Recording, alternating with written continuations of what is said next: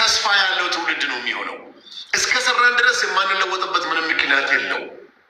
የሰው ልጅ ብዙ ጊዜ ምንድን ነው የሚሆነው? ቅድም ወደ ያልከው ነገር እንዳልመለስ እንጂ የሆነ ነገር ሲያይ እንዴ እነዚህ እኮ ባለ ጊዜ ናቸው፣ እነዚህ እኮ ባለ እንትን ናቸው፣ ከእነሱ ውጭ እኮ ማንም መስራት አይችልም እያለ ጊዜውን ነው የሚያሳልፈው ነው።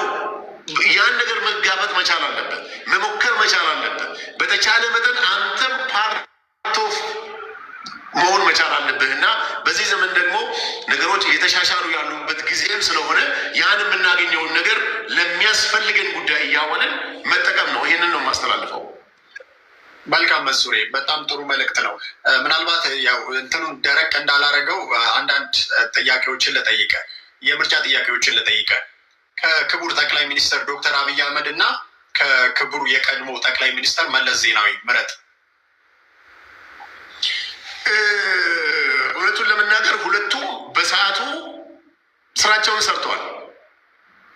የእኔ ጠቅላይ ሚኒስቴር ደግሞ ዛሬ አገሬን እየቀየረልኝ ህዝብን፣ ማህበረሰቡን እንደገና ደግሞ ኢንፍራስትራክቸሩን ትምህርት ቤት በሌለበት ትምህርት ቤት እየሰራ ሆስፒታል በሌለበት ሆስፒታል እየሰራ መንገድ በሌለበት መንገድ እየሰራ ያለ ጠቅላይ ሚኒስቴር ስላለኝ በፍጹም ክቡር ጠቅላይ ሚኒስትር መለስ ዜናዊ ጋር ላወዳደራቸው አልችልም።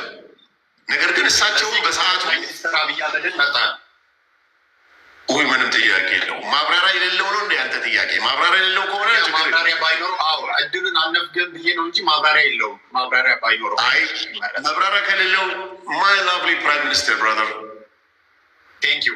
ከሀጫሉ ሁንዴሳ እና ከቴዲ አፍሮ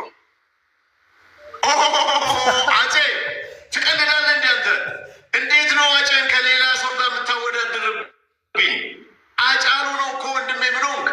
ወት ከጥላሁን ገሰሰ እና ከአሊ ቢራ ናቸው። ኖ ማብራሪያማ አንድ ደቂቃ ፍቀድልኝ። እሺ መንሱሬ፣ አፄ ጋር ማንንም ላወዳድር አልችልም። ወንድሜ ቴዲ አፍሮ በጣም የማከብረው በጣም የምወደው ሰው ነው። ዘፈኖቹ በጣም ይመቹኛል። አፄን ግን ከማንም ጋር አላወዳድረው ማብራቱ በፍጹም። ከጥላሁን ገሰሰ እና ከአሊ ቢራ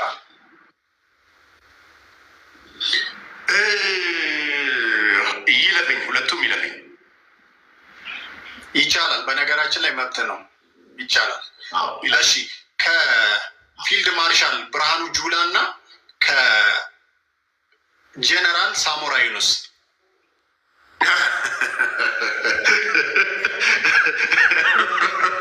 የፖለቲካ ጥያቄ ባታደርግብኝ ለምን መሰለህ? ፖለቲካ አይደለም በነገራችን